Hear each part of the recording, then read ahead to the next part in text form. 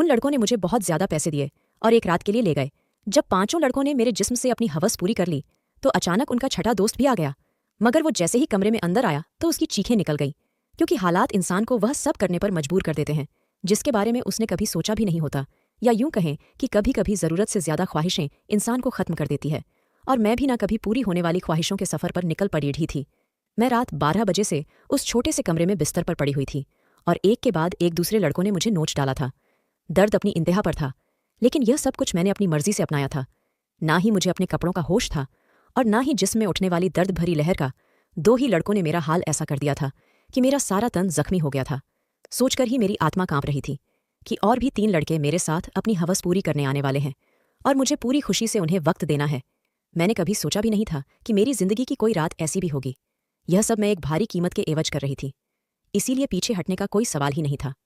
मेरी जिम्मेदारियां और मेरे घर वालों की ख्वाहिशें मुझे उस रास्ते पर ले आई थी जहां मैंने एक ही रात में 5 लड़कों के साथ रात गुजारने की हामी भर ली थी। आम हालात में तो किसी लड़की के लिए ऐसा सोचना भी मुमकिन नहीं, लेकिन मैं जिस जगह खड़ेढ़ी थी वहां मुझे यह फैसला करने में ज्यादा वक्त नहीं लगा था। वह सब सेहतमंद और तंदुरुस्त नौजवान थे जिनकी ताकत के आगे मैं कुछ भी नहीं थी। बिस्तर तक आने वाले दोनों नौजवानों ने लम्हों में मुझ पर काबू पाकर मुझे पूरी तरह अपनी हवस का निशाना बना लिया था। यह पहली दफा था जब मुझे किसी मर्द ने छुआ था। दूसरे लड़के के निकलते ही तीसरा लड़का भी कमरे के अंदर चला आया। मैंने एक गहरी सांस बाहर निकाली। मैं थोड़ा वक्त चाहती थी, लेकिन वह कहने लगा कि इतना वक्त नहीं है मेरे पास।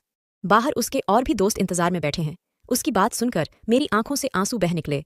वह फौरन ही मेरे पास चला आया और मेरे आंसुओं को नजरअंदाज करता अपनी सिद्धतें मुझ पर बिखेरने लगा। मेरे तन में बर्दाश्त की शक्ति खत्म हो रही थी। मैं बार बार उसे खुद से दूर करने की कोशिश करती, लेकिन वह उतना ही मुझ पर हावी होने लगा। ऐसा लग रहा था जैसे उसे इस खेल में मजा आ रहा हो।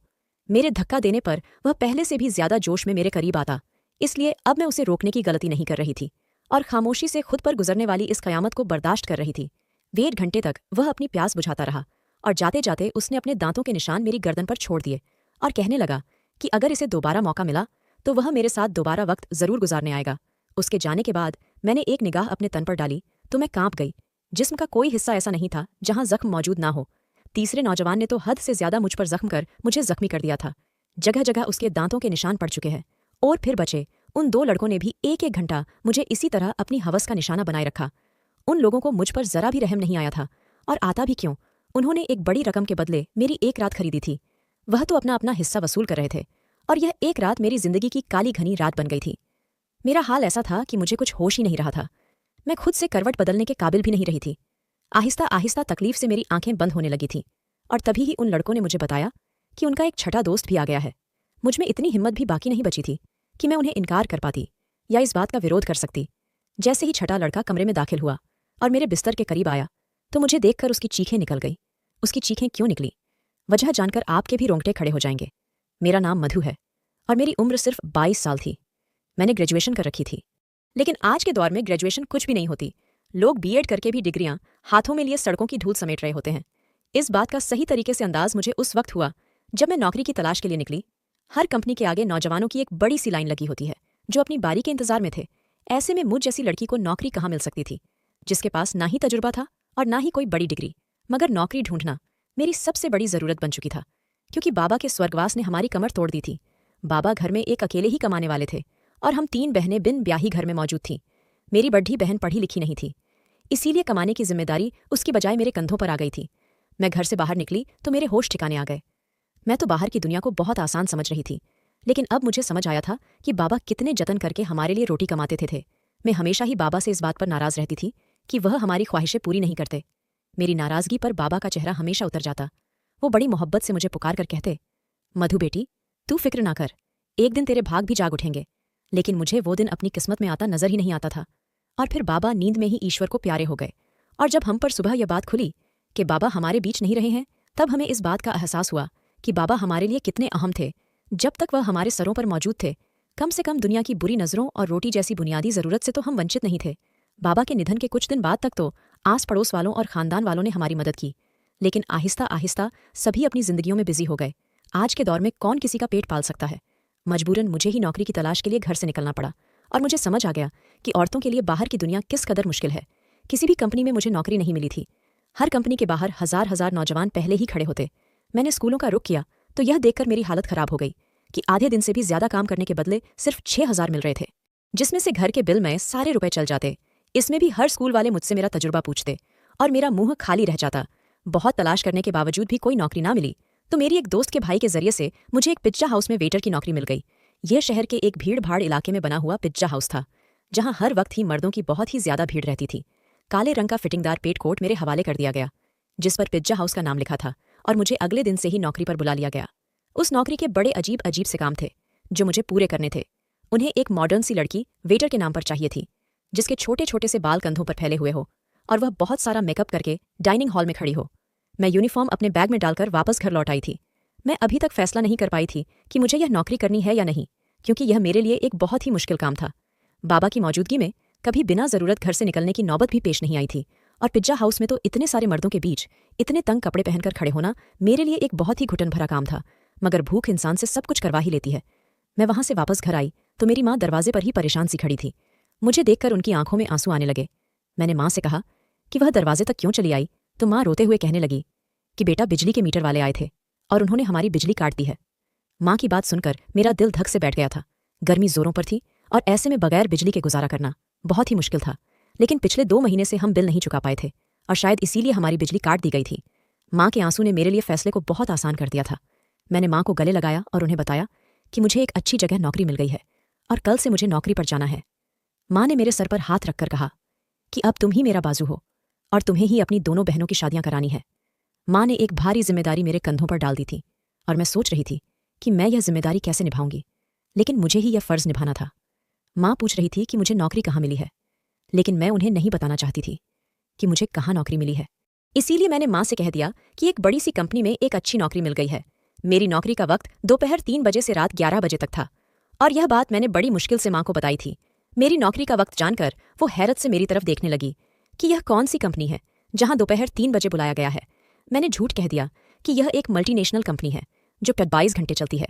इस वक्त हमें पैसों की इतनी जरूरत थी कि माँ ने और ज्यादा सवाल करने की बजाय मुझे तरक्की की ढेर सारी दुआएं दी और अगली दोपहर 2 बजते ही पिज्जा हाउस के लिए रवाना हो गई। मुझे क्या खबर थी कि यहां से मेरी किस्मत मुझे कहाँ ले जाने वाली है। मैंने अपना यूनिफॉर्म पिज्जा हाउस में आकर बदली थी। मैनेजर ने मुझे पिज्जा हाउस के दरवाजे के करीब ही खड़ा कर दिया और कहने लगा, आज तुम्हारा पहला दिन है, इसीलिए तुम हर आते जाते को इज्जत से वेलकम करोगी। और गुस्सा होकर कहा कि यह कैसा मुंह उठाकर आ गई हो, जाओ पहले मेकअप करो। मैनेजर की बात सुनकर मैं शर्मिंदा हो गई, क्योंकि मेरे पास मेकअप नहीं था। वहां मौजूद एक दूसरी लड़की ने अपने मेकअप से मुझे गहरी सुर्खी लगाई। वह बड़ी तेजी से मेरे चेहरे पर अपना हाथ चला रही थी, और उसके बाद जब मैंने आईने में खुद को देखा तो हैरान रह गई। मुझे मालूम था कि मैं खूबसूरत हूं और मेरा रंग भी बहुत साफ है, लेकिन थोड़े से मेकअप के बाद मैं पूरी तरह निखर गई थी। मैं खुद को आईने में देख रही थी जब वह लड़की कहने लगी कि यह लोग खूबसूरती देखकर ही तो यहाँ रखते हैं, वरना काम करने को तो बहुत से लोग मिल जाते हैं। मैं जान गई थी कि यह नौकरी मुझे मेरी काबिलियत की वजह से नहीं, बल्कि खूबसूरती की वजह से मिली है। नौकरी का यह पहला दिन मेरे लिए बहुत ही भारी था।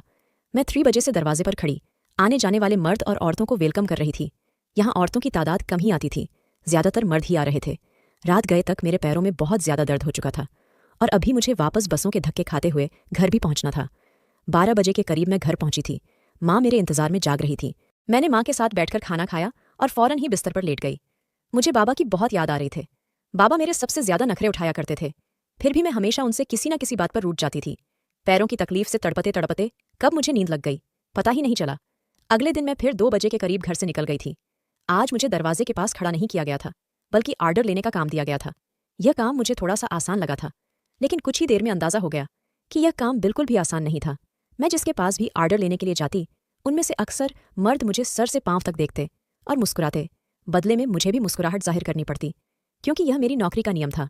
जानबूझकर ऑर्डर देने में काफ़ी वक्त लगाते और कभी कभी तो ऑर्डर देते वक्त इस कदर करीब आ जाते कि मेरा सांस रुकने लगता। यह पिज्जा हाउस मुझ जैसी वेटर की वजह से ही चल रहा था।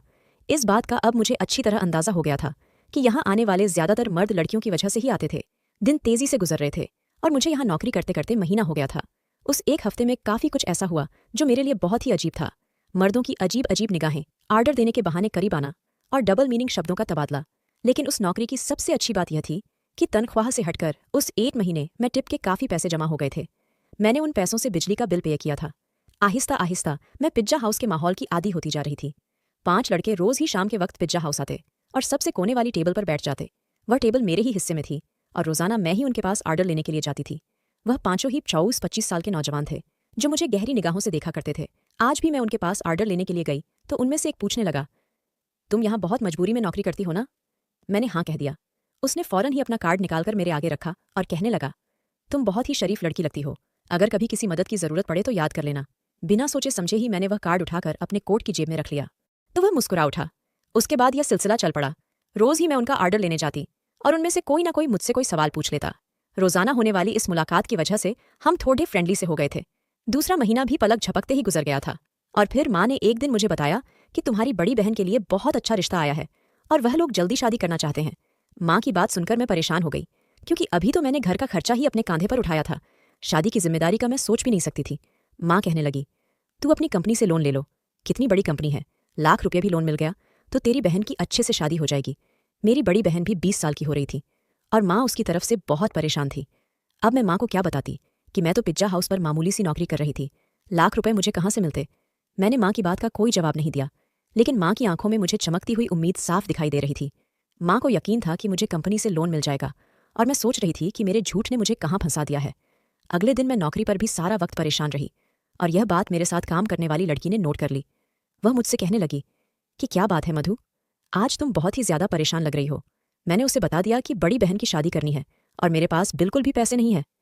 मेरी बात सुनकर वह कहने लगी, तो इतना खर्चा करने की क्या जरूरत है, सादगी से विदा कर दो। उसकी बात सुनकर मैं सोच में पड़ में गई। वह ठीक ही तो कह रही थी, इतना मसला बनाने की जरूरत ही क्या थी। घर आकर मैंने माँ को यही मशवरा दिया कि वह सादगी से बहन की विदाई कर दे, लेकिन मेरी बात सुनकर माँ कहने लगी कि हर किसी को हमारे मसलों की जानकारी नहीं है। लड़के वालों ने पहले ही दहेज के नाम पर एक लंबी लिस्ट थमा दी है और अगर मैंने खाली हाथ तेरी बहन को विदा कर दिया तो उसके ससुराल वाले सारी जिंदगी उसे बातें सुनाते रहेंगे। माँ की बात सुनकर मुझे गुस्सा आ गया और मैंने कहा कि ऐसी जगह दीदी की शादी करने की जरूरत ही क्या है। मेरी बात सुनकर माँ नाराज हो गई और कहने लगी, ना जाने कैसे कैसे करके तेरी बहन का एक अच्छी जगह से रिश्ता आया है और तू इसमें भी नुक्स निकाल रही है। अगर आज तेरा बाप जिंदा होता तो मुझे तेरी मिन्नत ना करनी पड़ती, वह खुद ही अपनी बेटी के लिए कैसे भी करके रकम जमा कर लेता। माँ की आंखों में आंसू आ गए थे और उनकी बात ने मेरा दिल भी दुखा दिया था। वह ठीक ही कह रही थी, अगर बाबा जिंदा होते तो वह किसी भी तरह पैसे जमा कर ही लेते। मैंने माँ को गले लगा लिया और उनसे वादा कर लिया कि मैं जल्द ही पैसों का इंतजाम कर लूंगी। मैं खुद भी नहीं जानती थी इतने सारे पैसे मुझे कहाँ से मिलेंगे। बाप का साया वाकई औलाद के लिए बहुत बड़ा आशीर्वाद होता है। वह अपनी जान पर खेलकर भी औलाद को जिंदगी के सारे सुख देता है और मेरे लिए अपने बाप की जगह लेना बहुत ही मुश्किल था। दिन यूं ही परेशानी में गुजर रहे थे। मैंने पिज्जा हाउस के मैनेजर से पैसों की बात की थी, लेकिन मेरी बात सुनकर जिन नजरों से उन्होंने मुझे देखा था मैं खुद ही जमीन में गड़ गई थी। वह लड़के अब भी रोजाना पिज्जा हाउस आते थे। मैं उनका ऑर्डर लेने गई तो उनमें से कहने लगा, क्या बात है, आज तो आपका चेहरा बिल्कुल ही उतरा हुआ है। उसकी बात सुनकर ना जाने क्यों मेरी आंखों में आंसू आ गए थे। वह बार बार पूछने लगा कि मैं उसे अपनी परेशानी बताऊं। ना चाहते हुए भी मैंने उसे अपना मसला बता दिया था, क्योंकि मुझे भी किसी ऐसे इंसान की तलाश थी जिसके आगे मैं खुलकर अपना दर्द बयान कर सकूं। मेरी बात सुनकर उनके चेहरे पर मुस्कुराहट आ गई और वह कहने लगे कि इतनी छोटी सी बात के लिए आप इस कदर परेशान हैं। हमने आपको अपना कार्ड इसीलिए दिया था कि कोई भी परेशानी हो तो आप हमें याद कर ले। मैं हैरत से उनके चेहरे देखने लगी। मैं यह सोच भी नहीं सकती थी कि वह 5 अजनबी लड़के मुझे पैसे दे सकते हैं, लेकिन उन पांचों ने फौरन ही मुझे ₹1,00,000 की ऑफर कर दी। मैं उनकी तरफ देख रही थी। वह कहने लगे, वे ₹1,00,000 देना उनके लिए कोई बड़ी बात नहीं है, लेकिन मुझे भी उनके कुछ काम आना होगा। उनकी बात सुनकर मैं ठिठक गई। उन लड़कों को मुझसे क्या काम हो सकता था, यह बात समझने में मुझे ज्यादा देर नहीं लगी थी। मैंने फौरन ही घबरा कर कहा कि मैं एक शरीफ घराने से संबंध रखती हूँ और मैं कोई गलत काम नहीं कर सकती। वह हंसकर कहने लगे कि हमने सिर्फ पेशकश की है, कबूल करना ना या ना करना आपकी मर्जी है, लेकिन आज के दौर में 1,00,000 आपको कोई भी नहीं देगा, चाहे वह आपका करीबी रिश्तेदार ही क्यों ना हो। बात तो उनकी भी बिल्कुल ठीक थी, लेकिन मैं अपनी इज्जत गिरवी रखकर ₹1,00,000 हासिल नहीं करना चाहती थी, इसलिए मैंने उन्हें साफ इनकार कर दिया। मैं हालात से पूरी तरह थक चुकी थी और ऐसे ही थकी हारी जब लौटकर घर आई तो मेरी माँ और बहन मेरे इंतजार में थी। माँ ने बताया कि दीदी के ससुराल वाले 1 महीने बाद ही शादी की बात कर रहे हैं और वह दीदी के साथ साथ छोटी को भी अपने छोटे बेटे के लिए लेना चाहते हैं। इसी तरह एक खर्चे में दोनों शादियां हो जाएंगी। छोटी के रिश्ते का सुनकर जहां मुझे खुशी हुई थी, वही 1 महीने का वक्त सुनकर मेरी जान निकल गई थी। पैसों का कोई इंतजाम ना हो सका था और माँ मुझसे उम्मीद बांधे बैठी थी। मैंने एक नज़र अपनी दीदी के चेहरे पर डाली, जहां बहुत समय बाद खुशी की रौनक नजर आ रही थी। मैं भी दीदी के ससुराल वालों से मिली थी। वह लोग वाकई बहुत अच्छे लोग थे, लेकिन आज के दौर में सादगी और बगैर दहेज के कौन दुल्हन विदा करवाता है, वह भी इसी समाज में रहने वाले थे। मैं अपनी बहनों की खुशी को हमेशा कायम देखना चाहती थी। मैंने माँ से कहा कि आप शादी की तारीख पक्की कर दे, पैसों का इंतजाम हो जाएगा। मेरी बात सुनकर तो घर में खुशी की लहर दौड़ गई थी, मगर वह लोग इस बात से बेखबर थे कि ये खुशी उन्हें मेरी आबरू की बर्बादी के बदले हासिल होने वाली थी। अगले दिन मैंने उन 5 लड़कों से हामी भर ली। वो मुस्कुराकर कहने लगे कि हम जानते थे कि आप जरूर मान जाएंगी। उन 5 ने एक रात के लिए मुझे अपने साथ ले जाने की बात की थी। मैंने माँ को बता दिया कि साल के आखिर की वजह से कंपनी में काम बहुत ज्यादा है और मुझे एक रात कंपनी में ही गुजारना होगी। कंपनी ने मेरा लोन मंजूर कर लिया है, इसीलिए मैं उनकी बात मानने में मजबूर हूँ। लोन पास होने की बात सुनकर माँ इस कदर खुश हो गई कि उन्होंने मुझे रात रुकने की इजाजत भी दे दी और मैं पिज्जा हाउस से छुट्टी होने के बाद उन 5 लड़कों के साथ चली गई। उन 5 ने मुझे अपनी दरिंदगी का निशाना बना डाला और जब छठा लड़का अंदर आया तो मुझे देखकर उसकी चीखें निकल गई, क्योंकि पूरा बिस्तर खून में भीगा पड़ा था और मैं अपनी जिंदगी की शायद आखिरी सांसें ले रही थी। उसने तुरंत ही मुझे अपने बाजुओं में उठाया और गाड़ी में डालकर एक छोटे से अस्पताल में ले आया, जहां शायद उसका कोई जानने वाला ही डॉक्टर था। कई घंटे आईसीयू में रहने के बाद मेरी हालत कुछ बेहतर हुई, लेकिन मेरा जख्मी तन मेरी बर्बादी की गवाही दे रहा था। वह लड़का उन 5 का ही दोस्त था, लेकिन उसके अंदर इंसानियत अभी बाकी थी और उसे मुझ पर रहम आ गया था, वरना शायद मैं उसी बिस्तर पर दम तोड़ जाती। मैंने माँ को फ़ोन करके बता दिया था कि मेरी कंपनी से छुट्टी नहीं हुई है। उस लड़के ने अस्पताल का सारा खर्चा खुद उठाया था और उसके दोस्तों से वो लाख रुपये लेकर मुझे दिए थे।